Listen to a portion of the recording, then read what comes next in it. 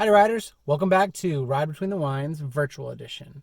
In this episode I'm speaking with Alessandro Medici, and he is going to tell me about the one thing that you're probably not drinking that you should be. It's called Lambrusco. So check it out, it's a great time. And then stick around for the end of the episode when I do my Take 5 local restaurant segment with Bryan della Volpe of the Gourmet Shop, which is wine, cheese, cigars, everything. So he was a lot of fun to talk to as well. So buckle up. Let's ride.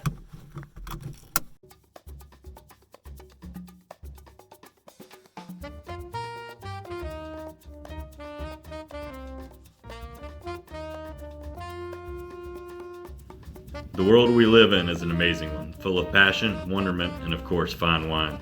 This is the story of one man's journey to fully understand and appreciate that world. So kick the tires and light the fires. It's time to ride between the wines.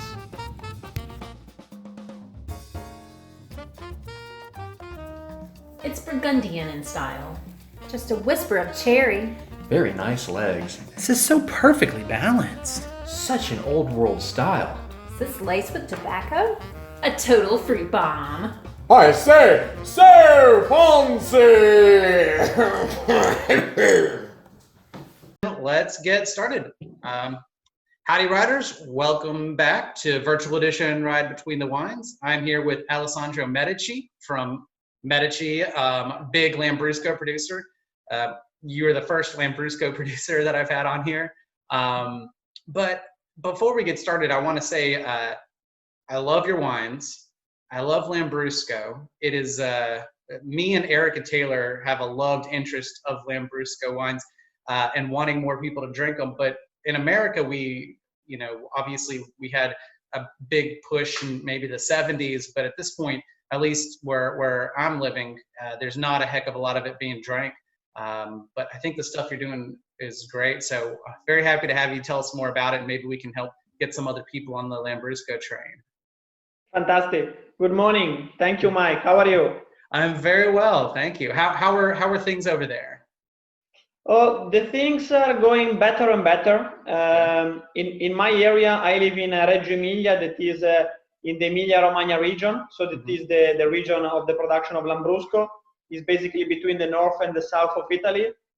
Here, the things are going better and better. Restaurants are completely open right now. So we are positive for the future. It's not an easy situation, but we are always optimistic and positive. So restaurants are fully open, as in full capacity and everything? Yeah, not full capacity, with strict rules they have to respect. The distance is like 1 meter between every single table. No more than 5-6 people for table. You need to have your mask. If you have to go to the toilet, for example, but things are going slowly, but better and better every day, I have to say. Also the business, if I have to make a comparison between this July and last July, the sales in our area and in the north of Italy are more or less the same. I don't want to say the same, but more or less the same. So we are positive and fingers crossed for sure. Well, good luck. Well, that's very exciting to hear. We're not quite on that track. Our restaurants are opened up at about half capacity, but at least in my part of the country, it's still very trending up, high cases and everything. But hopefully we'll be where you guys are soon. Well, great. Well, let's get started. If you could just tell me a little bit about your family, very long family tradition of the Medici family there, and a little bit about the winery. Yes, absolutely. So I'm Alessandro, and I'm 25. I'm almost 26 on 3rd of August. So these are the last days, 25 of your mid-20s. Yes, and I represent the 5th generation of the Medici family inside of our business. So it's one of the most historical winery in our region for sure, Emilia-Romagna, but also I would say in the north of Italy. This year is actually a very important anniversary for us. It's our 130th anniversary. We wanted to celebrate in a very different way, as you can easily understand. We had like a global pandemic, but we will have the time to celebrate in the future. Anyway, I entered in the winery almost 3 years ago after my laurea, after my diploma at the university. I studied gastronomic sciences Okay. in Piedmont, so in the Barolo area. That's why I'm a huge fan of Barolo for sure. But we produce Lambrusco. We always produce Lambrusco. That is basically a red, sparkling, and dry wine. As you as you described before, Lambrusco, it's a very unique wine.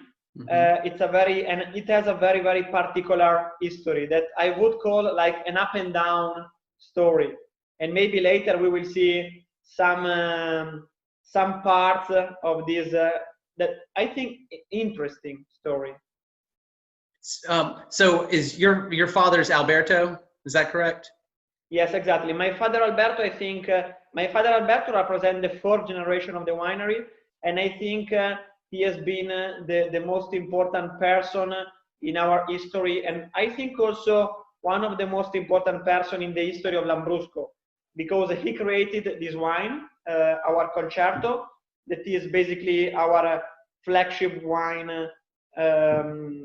It is considered like the most important wine from our winery, and he created this project that is one of the pioneer of the good quality Lambrusco. Because talking about the history of the Lambrusco, in the 50s and 60s, Lambrusco has been one of the first wine to be exported outside of Italy, together with Chianti. And at that time, Lambrusco was considered very, very cool. There are so many funny stories. Like in 1973, James Bond, in a written biography, he ordered a Lambrusco instead to order a champagne, just to consider how was considered Lambrusco at the time. It was a very cool wine. It was the Italian sparkling wine. The problem of Lambrusco was between the 80s and 90s, because few wineries of my area saw a huge opportunity of business in this wine, because it was very refreshing, was very drinkable, and they started to produce a huge quantity of Lambrusco instead to produce quality Lambrusco. So they invented the sweet Lambrusco, because the real Lambrusco is dry, it's not sweet. So they created. Okay, I was gonna say, in the 70s, and when you're referring to the James Bond movie, that was a dry Lambrusco? That was dry Lambrusco, exactly. Wow, That was the real Lambrusco. The problem that in few years, they completely destroyed and changed the image and the reputation of this wine, because they created a sweet Lambrusco. So a wine with a high level of sugars, without acidity, with a low level of alcohol, that was basically the perfect drink, the perfect soft drink to drink before to enter in the disco. And young people at the time were used to drink this kind of product before to enter in the disco, just to have fun, like cocktail today. And in few years, they destroyed the image of Lambrusco. So to come back to your question and talking about my dad entered in the winery in 1987. That was like one of the worst period for the Lambrusco ever, because the image of this wine wasn't 0, was -10.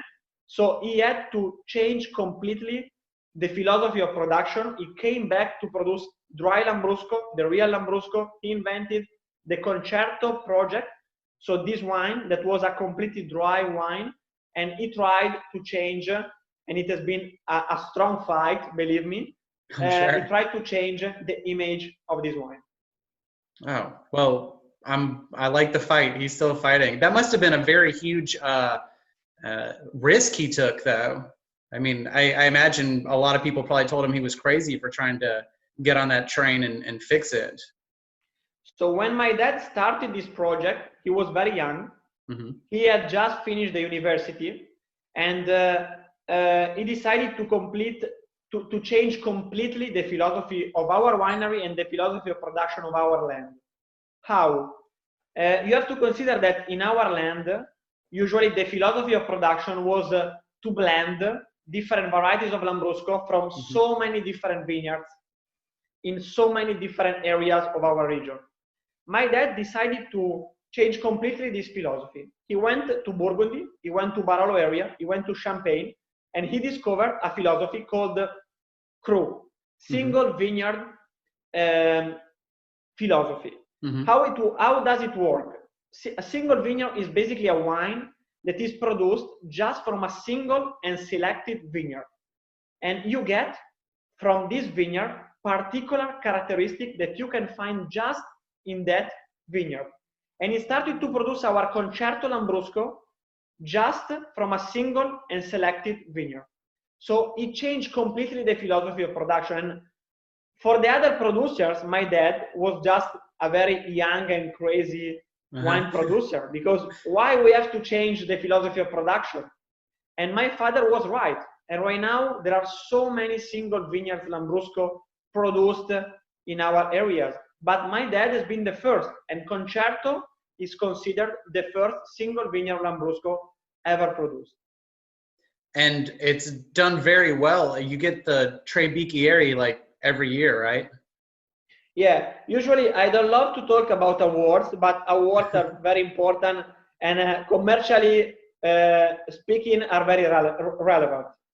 So thank you for the question. Concerto won 11 years ago Tre Bicchieri, that is 3 glasses on Gambero Rosso. Gambero Rosso is like the most important award for an Italian wine producer. And for 11 years in a row, we got this award. 11 years ago was impossible to think a Lambrusco with this award, but also to stay in your country. I'm sure you know Wine Spectator, for example. 11 years ago, the average score for a Lambrusco was 82, 83. Concerto today got 90 points, 90.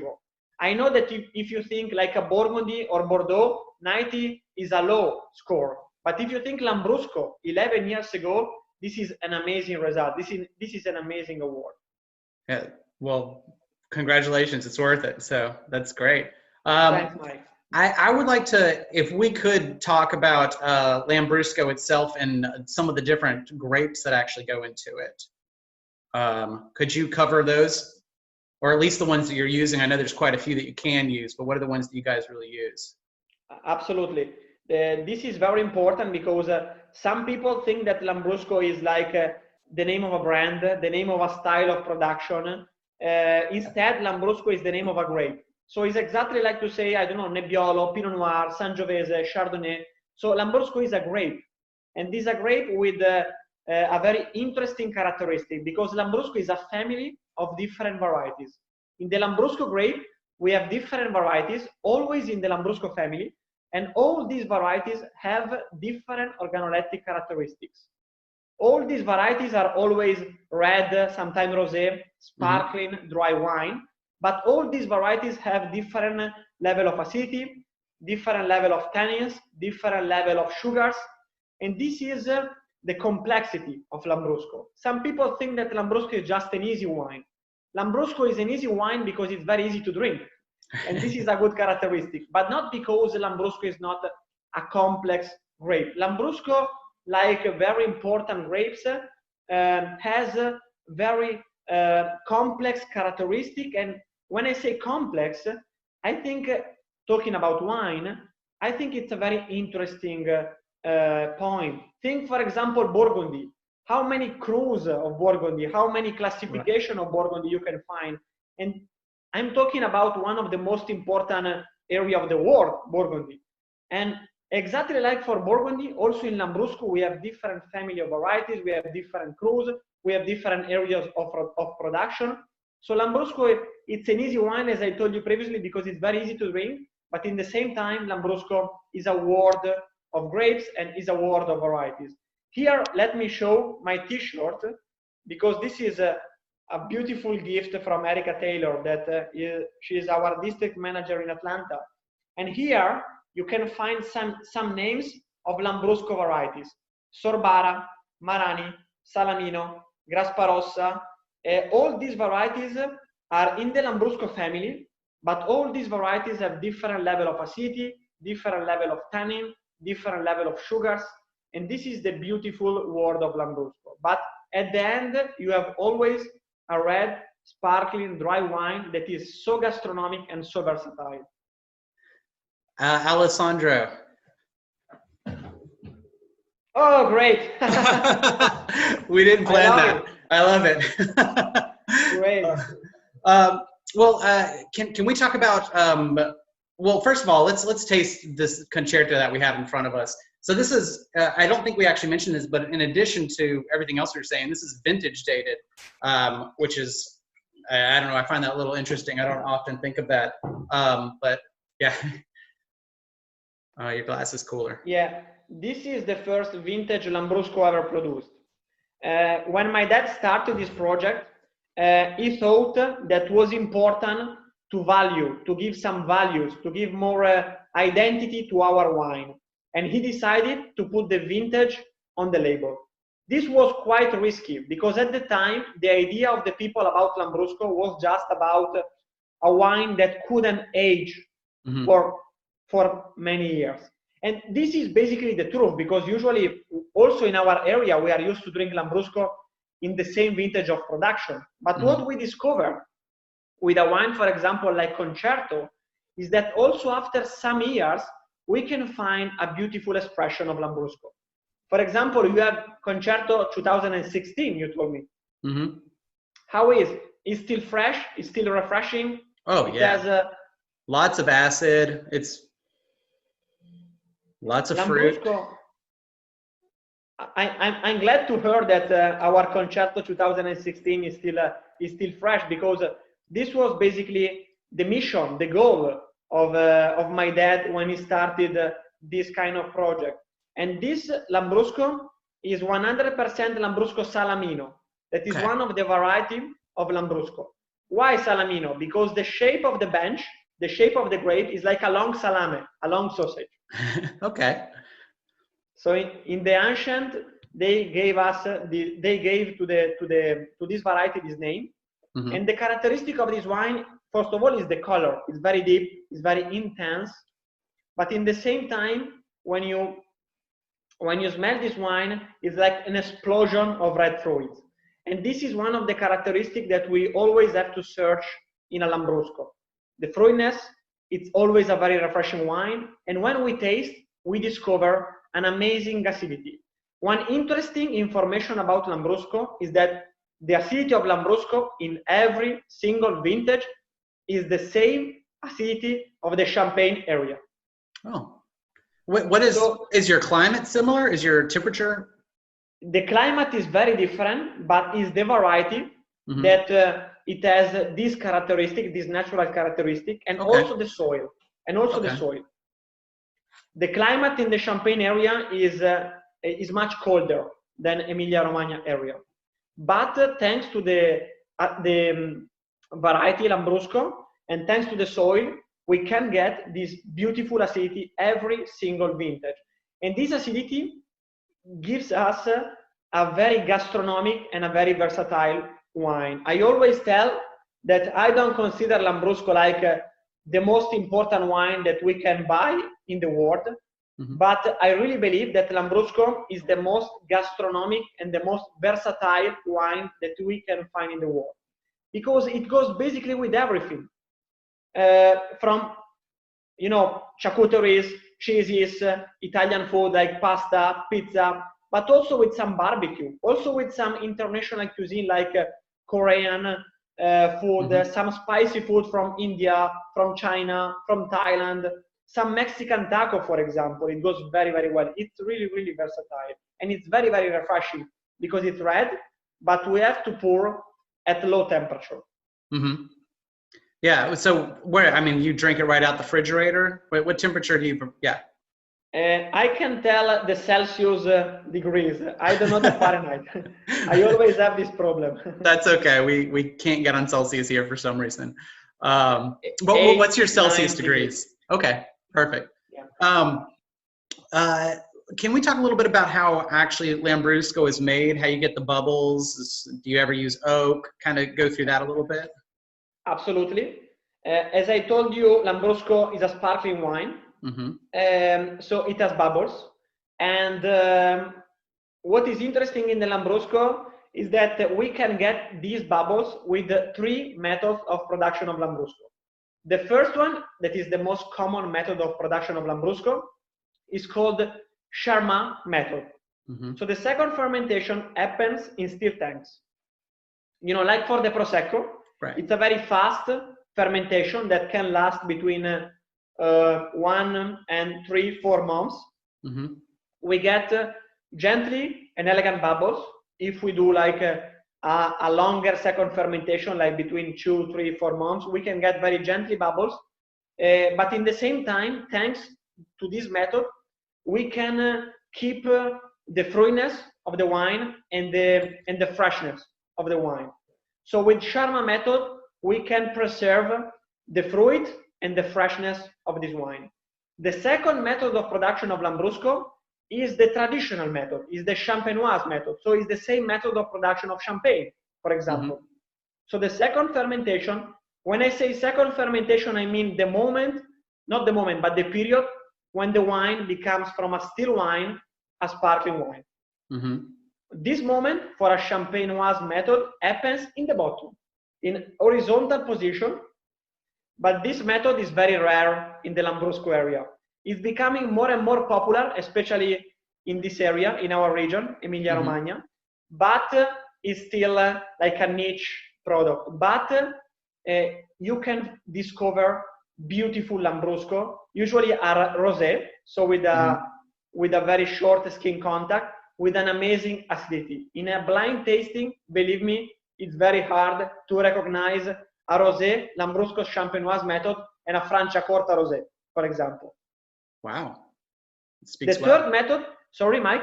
Oh, no, you got it. Keep going.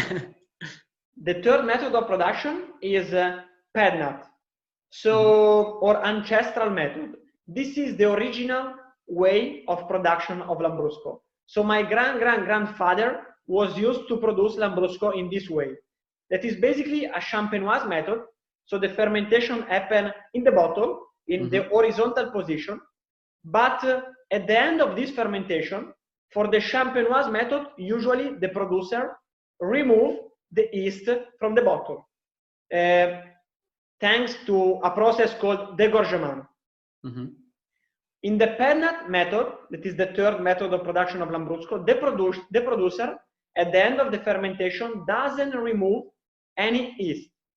So we leave the yeast inside of the bottle, and the wine will be a little bit cloudy, will be a little bit turbid, and not completely limpid.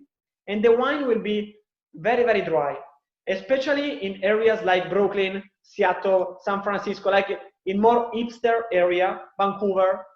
These kind of wines, pednat wines, are going very, very well, commercially talking. And it's like 20 minutes that we are talking, and I just told about things that I didn't do, that my dad, my family did. But the first process that I did in the winery was actually a pednat Lambrusco, a rosé, called Fermento. So that actually is here, it's just not in my state. New York gets it. Fermento actually is a very small production. Just this year we did 9,000 bottles, and is available in United States just in a few markets. New York, California, Oregon, I think Illinois as well. But we want, our project is to grow with South Carolina next. Yeah, I hope so. Write that down. Get us next. So we have to talk with Cobra. So you still make that wine. What's your future with the winery? Do you anticipate taking over more wines that you're making, or more marketing side? My role in the winery is actually I'm the brand ambassador of the winery. Okay. So I travel a lot, I drink a lot, I talk a lot, but actually what I wanted to do was to get the mission and the philosophy and the identity of the winery. So I studied a lot. I studied my roots, because as I told you, we have a very long history. But I'm trying to get all these messages, all our mission, and to bring this mission in the present and in the future. It's not easy because we are a family business. It's not easy because the image of Lambrusco is still sometimes difficult. There is always the prejudice. But what I see traveling is that the prejudice of this wine is changing deeply. And especially in the young generations, people are very, very interested in this wine because it's so different, it's so unique, and they really understand what is the potential of Lambrusco. And just to conclude, to answer to your question, what I always do is always to communicate the area where Lambrusco is produced. Because I didn't tell before, but Lambrusco is from Emilia-Romagna region. And Emilia-Romagna region, it's a very, very beautiful area. We have so many different type of business, like Ferrari, Maserati, Ducati, are from our area. We are so dynamic.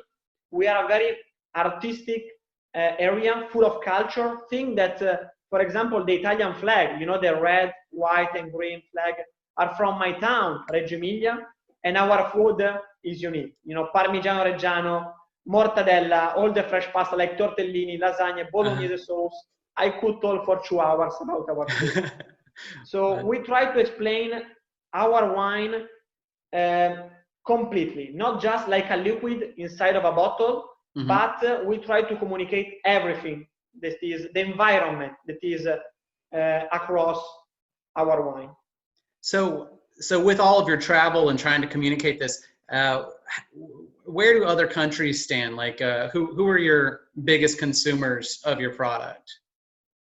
So Medici Ermete is a very international winery because we export in 70 countries in the world. So we travel a lot during the year. And commercially speaking, our first market is Japan. Okay. And there is a reason. There is a reason because the period, so between 80s and 90s, that we had in United States or in the North America, so where the few wineries, I have to say, destroyed the image of Lambrusco, these wineries didn't arrive in Asia. Oh, so okay. The prejudice about Lambrusco in those markets doesn't exist. So when my dad started to export in Japan, we didn't start from -10 like United States, but we started from 0, like the other wineries. And we could create a market. And right now, Medici Ermete in countries like Japan, Korea, is a brand. And this is very interesting. And when I go to Japan, for example, to Tokyo, to Osaka, you can find easily in so many different wine bars, casual bars, wine shops, our Lambrusco, other Lambrusco, and Lambrusco is a category. And this is our mission also for North America, to create the category of Lambrusco. Well, that's great. That's a solid mission. I think you'll have success. It really is such an easy wine to drink, and it pairs with everything. It's just fighting that stigma that we have for it. One thing I didn't ask you about, but I wanted to cover. I think you guys went organic or are organic. Is that accurate? Yeah, Medici Ermete has 80 hectares of vineyards divided in 5 different states. Okay. We decided to move completely to the organic agriculture 3 years ago. Okay. So from the harvest, from the vintage 2020, so this year, we will become completely organic. We are discussing internally to put the logo of organic in the back label. There is an internal discussion because in Italy it's considered just marketing. Okay, so we have to decide if we want to put the logo of organic on the back label, but anyway, we will receive the official certification of organic agriculture this year with the harvest 2020. Well, that's awesome news. Maybe have you considered just putting it on the organic for the stuff you ship out and keep the stuff in town, a different label? Yeah, we are discussing internally also about that. The only thing is that we would love, but this is my dream. I know that then there is the market. I would like to choose one single label for everybody, because I would love that our message would be unique for every market. I mean, especially the brand values, you know. Then we can approach and then we can have a different communication for all the different markets, because is completely different to communicate in North Carolina, for example, from Tokyo. We are Right. talking about two completely different markets, but I think the brand values are unique. And this is why we are discussing a lot in the winery. But, market is important, the commercial part is very important, and we will see for the future what it's right to do. Sounds good. Thank you for your time. Before I let you go, I know I've taken you for a while. I wanted to ask just two other questions. One, because we've talked a lot about the Concerto, but I don't know if I'm going to pronounce this right. Quercioli? Yes, perfect. Okay, good. What is that line all about? I know that's one of the, you actually have a sweet one there, which, is not like the rest of what you're making. And then you have a Secco. And, what's that line all about? Yeah, so Concerto is basically our flagship wine. Mm-hmm. So it's the wine that represents the change of Lambrusco. It's one of the pioneers of the good quality Lambrusco. Then, for sure, we produce also other wines. Mm-hmm. And two of these wines are called Quercioli. I know that it's not so easy to pronunciate in your language, but it's basically the name of the state where we get these two wines. Okay. Two wines because one is dry, one is sweet. Before I told that the real Lambrusco is dry. And so why Medici Ermete is doing also a sweet wine, a sweet Lambrusco? The answer is because our sweet Lambrusco is completely different from the sweet Lambrusco that destroyed the image of Lambrusco. Okay. I basically don't drink sweet wines, but Mm-hmm. our sweet Lambrusco has a very high level of acidity and also a high level of tannin, because we have to remember that we are talking about a sparkling wine, but also we are talking about a red wine. And as all the red wines, also Lambrusco grape has tannins. Mm-hmm. So this level of tannins and this level of acidity can balance perfectly the sweetness of this wine. And this sweet Lambrusco, and for this sweet Lambrusco, we don't add sugars. We just Right. stop the fermentation after a few weeks when we have the original and the natural level of sugars of the mast, of the grape juice. Gotcha. So it's a completely natural sugar. And this sugar, this acidity, this tannin give us a very, very versatile wine. Not just with dessert, but also with some spicy food, some barbecue. It's actually my swimming pool wine. During summer, it's really hot. Drink a sweet Lambrusco Quercioli. It's so refreshing, so drinkable, so versatile.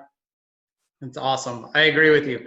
So last question, which I don't know how I didn't ask this earlier when we were talking about Concerto, but where did the name Concerto come from? So Concerto means concert Mm-hmm. in English. Like a music concert, for example. You have to know that when our family started to produce wine 130 years ago, my family had also many restaurants in our region. And one of these restaurants was exactly in front of a theater, a music theater, where there was a very important Italian artist called Giuseppe Verdi. Okay. And he was a very important music artist.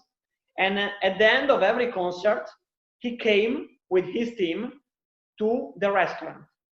So we started to appreciate the music. And from that moment, every single generation had a strong passion for music. So when my dad entered in the winery, he wanted to bring some music names to his wines. And concert, I think my dad should answer to this question because he gave the name to the wine. But I would think that I think that concert is like the maximum expression of the music. Mm-hmm. If you are, I don't know, a rock and roll fan, if you go to a Rolling Stones concert, you have the maximum expression of rock and roll. Right. And concert is like the maximum expression. And in the same time, this Concerto, this wine, for my dad was the maximum expression of Lambrusco. So that's why he gave to this wine this name. Well, it's delicious. Please tell him I said so. Thank you for what you're doing. Keep on trucking. Good luck out there. I'll do my part. And thanks so much for being on the podcast. I appreciate it, Alessandro. Thank you, Mike. It's a pleasure, and I would talk with you like for another 30 minutes. No, thank you very much. All right, welcome back to Ride Between the Wines. Here's the Take 5 segment. The episode that you just saw was with Alessandro Medici with the Lambrusco, and I'm here with Bryan della Volpe, who also is a huge fan of Lambrusco. I am, yes. We just brought a special one into the store. It is delicious. It If is you want to try the Concerto, which is the creme de la creme that Alessandro was just talking about, you can definitely get it at a Gourmet Shop, so come out and try a bottle. It's here, come get some. But that being said, since everybody's been reopened, I know that you guys, you made it the whole way through. You didn't close. But I'm talking to local restaurants and giving an idea and just asking some fun questions. I will say that a couple of years ago, and this was true with the last two guests I had, I just happened to be doing guests that I'd also written this really long blog a couple of years ago and interviewed. So when I release this, I'll release that as well, so you can kind of see more of the backstory. And it actually, that was when Dennis and Linda owned it, so Okay. It'll be a different side for you to see the story because now Amy Beth owns it. Yeah. But that being said, we are in the Gourmet Shop. We're still doing social distancing, which is why we still have 2 cameras. Don't worry about the no masks on because we waited till it's closed. We're closed, yep. We're closed. We wear masks all day, every day in here. Every time I see you. So that being said, let's get started. Let's. Question number 1. Mm-hmm. This question's category is called Smoke, Drink, and Stink. So All right. here's the question. Yeah. If you could pick any person from any time period, I would like you to pick the person you would most like to have a cigar with, Okay. a person you would most like to share a bottle of wine with, Okay. and a person you would most like to have some delicious stinky cheese. All available at Gourmet Shop. Wow. That's a good one. I don't know if this is cliche, but I feel like the cigar would have to be Winston Churchill. That was exactly where my head went through on that I question. It's feel like, kinda you know, have to it's do just that. one of those, of course, it's the first person that comes to mind, but just the guy was just a fantastic quotesman. It'd be hilarious to just sit down with I'm and sure just you listen would get to a the lot things out of coming what he out of was his saying, mouth. yeah. But at the same time, I mean, the guy knew his cigars. He smoked like 4 of them a day and had whatever medical advice to live as long as he did while still smoking 4 cigars a day. So I want to know what the deal is there. You know, That's a good one. so I that like would be great. Okay. A bottle of wine, and actually, you know, being in the wine business for 15 years, nobody's ever asked me this question before, so it's not one I've had to think about. That's surprising. I know it is. So it's whether I want to go with someone that I know would know a lot about wine, Right. or somebody that is extremely versed in a different field, and then I could feel smarter than them. Big fish, small pond. Which way yeah, do you want I to don't go know. with It's it? difficult. It's difficult. Sitting down and sharing a bottle of wine, I would have to say,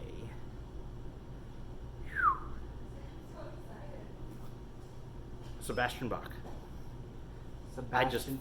feel like it would be because wine and music, Right. obviously, in that time period, are so romanticized, and I That's- think that would be super I like super that. interesting. I'm not a huge music person at all, so that would be another thing just to learn and hear his side of it.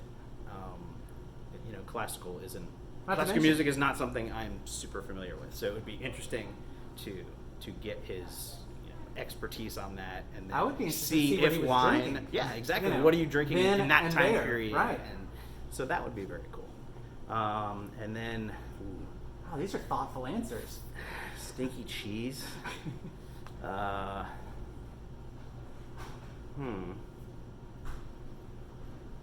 Let's go. No, let's go with someone fun. One of my sports heroes growing up, just a football player named Harry Carson that played for the New York Giants.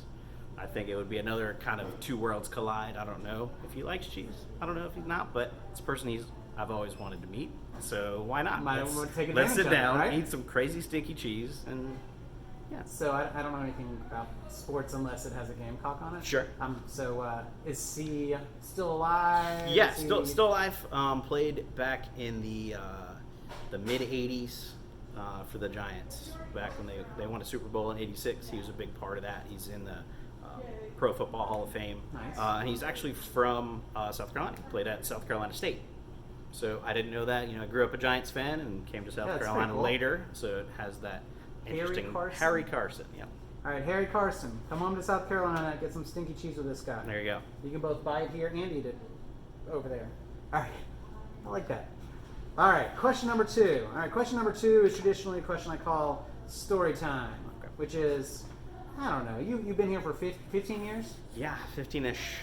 I can only imagine you have a whole slew of funny stories, both with guests, with who you work with.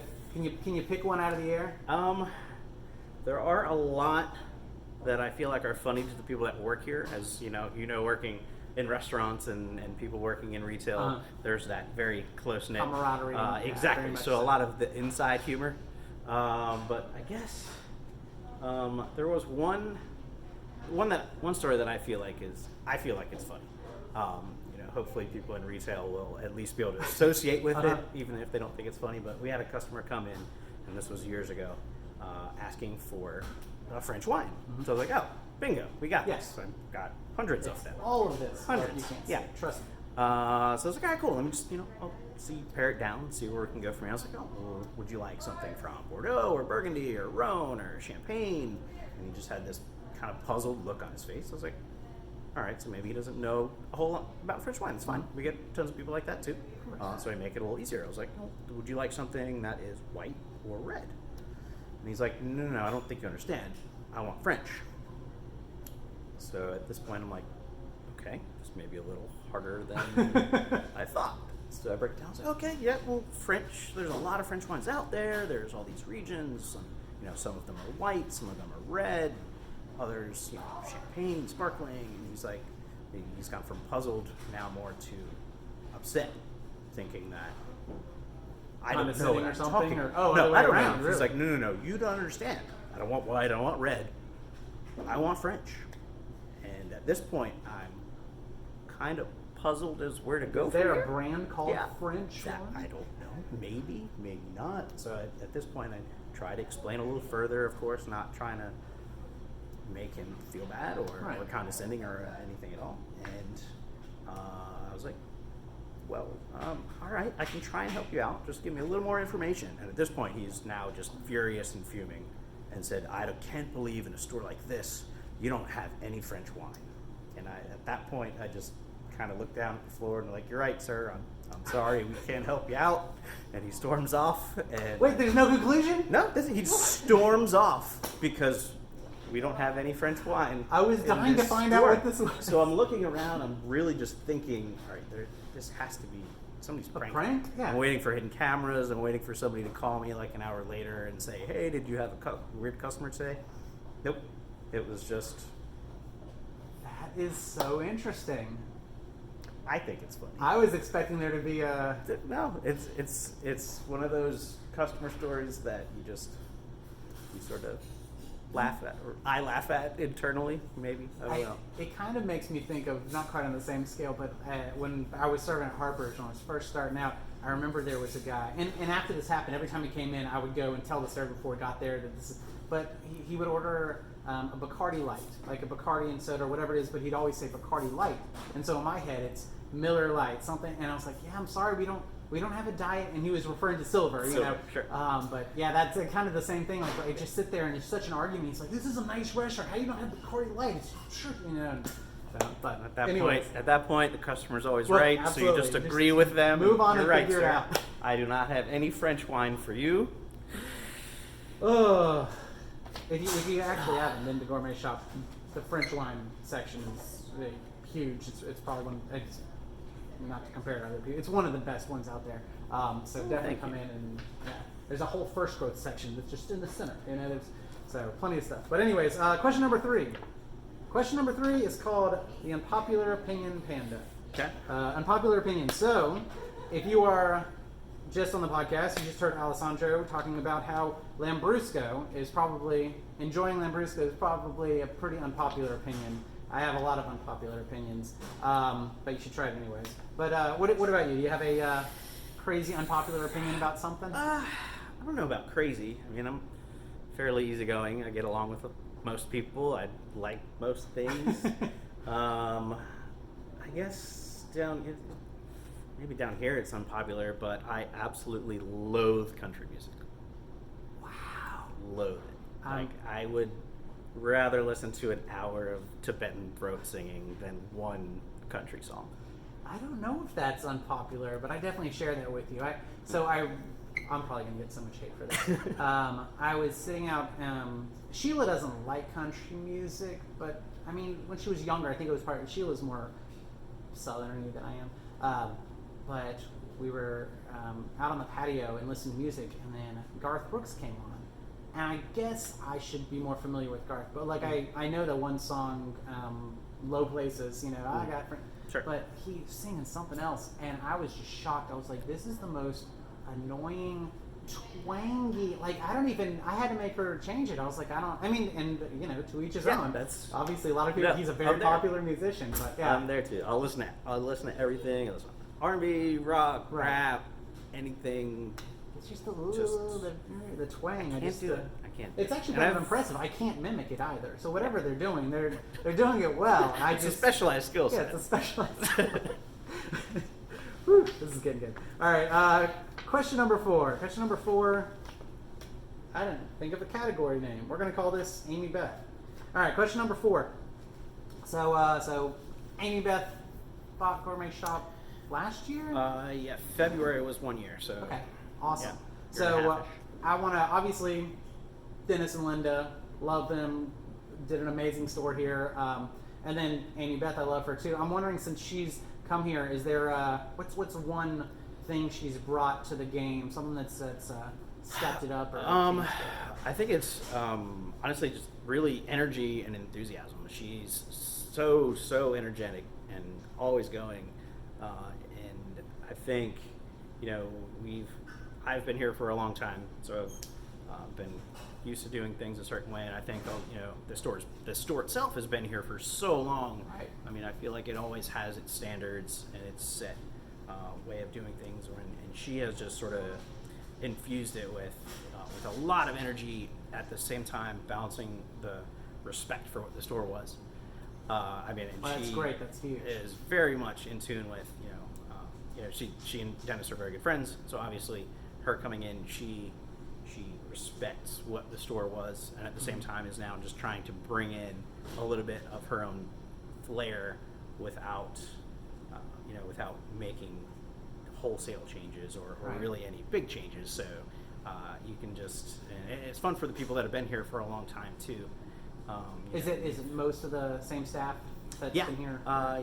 We've been lucky enough to keep a lot of staff, especially during this right now. I know it's same can't be said for a lot of places, but no, we've had a lot of people, especially some of the managerial staff has been here for quite a while. So it's fun for us. We're getting we all have a little bit more passion with what we're doing too, just because we see the energy that she's bringing and the things that she wants to make a little bit her own.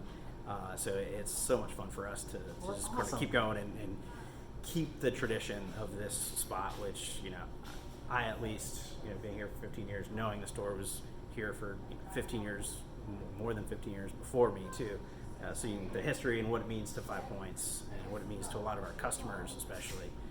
So it's fun for us to elevate it a little bit more. So Love that. It's cool. It's a great answer. And I love Amy Beth. She's great. As soon as you said energy or excitement, I was like, that's probably the perfect. And another thing too, I think with her marketing background, she's sort of putting her spin on that a little bit. We're being a little bit more, social media centric and sort of putting ourselves out there a little bit. So what should we follow you on Instagram? Instagram, Facebook. Yeah. Okay. Yeah. Cool. All right. Which I'll tag everything now that I'm back on Facebook and out of jail. All right. Question number 5, which we've kind of Generally, when I get to this fifth question, I cover it in the first 4 questions, but I'm still going to ask it. It's called Stick the Landing, which is why is this place so special? I know you got on a lot of it. We didn't talk maybe so much about how many different parts there to it, but what are your thoughts there? Something that makes the Gourmet Shop special, I think, is really, it's history. I mean, the store's been here since '79 in one form or another. Started out as a much smaller kind of just sandwich shop. So it started restaurant and built the other way. Oh yeah, or this way. Mostly, yeah. So and then just the passion that Dennis and Linda put into it to grow it in a small kind of French centric bistro in Columbia, South Carolina in the 70s and 80s is kind of an ambitious ordeal. So to see where it's come from to now, and really just being able to interact with the amazing customer base that we've got day after day is, I think, very special. Being it's a small family owned, now passed over to Amy Beth and her ownership with it. It's just a lot of fun to interact with both the people working here, the customers, and really what I think that sort of sets us apart and how we've managed to be here for so long is kind of attention to detail. With the cheeses that we're selecting for the case, with the wines that we're selecting for the store, with the recipes that we're trying to replicate day after day after day in the cafe to keep that consistency, to keep your chicken salad tasting perfect. Exactly. And it's really that attention to detail that we all really sort of put ourselves into to make sure that the things that we're offering to Columbia and parts unknown to really keep it to a standard that we think is where it needs to be. Well, you guys are doing awesome. I love it. Check out the chicken salad in the cafe. I will tell you before I go, my favorite Sunday afternoon that you could ever plan with my wife and I is come in here, grab a bottle of wine, go over there, grab some cheese and some thinly sliced charcuterie meats, and then go home and play Magic the Gathering or a board game out on the patio. That's where I want to be. So keep it up. Try some Lambrusco here. Check out Gourmet Shop. Follow him. Bryan della Volpe. Thank you, sir. Yeah, thanks, Mike. And there you have it. Thank you so much for joining me this week. Thank you to Alessandro Medici. Please go out and try some of his delicious Lambruscos. The place you can try them at, one of them is the Gourmet Shop. Thank you so much to Bryan della Volpe for your time today. Super cool spot. If you've never been to the Gourmet Shop, check it out for everything. Please join me next week when we have David O'Reilly, who's the winemaker for Owen Rowe. Very, very exciting to meet him. And otherwise, please... press the button, subscribe, tell your friends, share this if you're enjoying it. If you're not, I guess shut up about it. But otherwise, see you next week. Till then, chin chin. Cheers!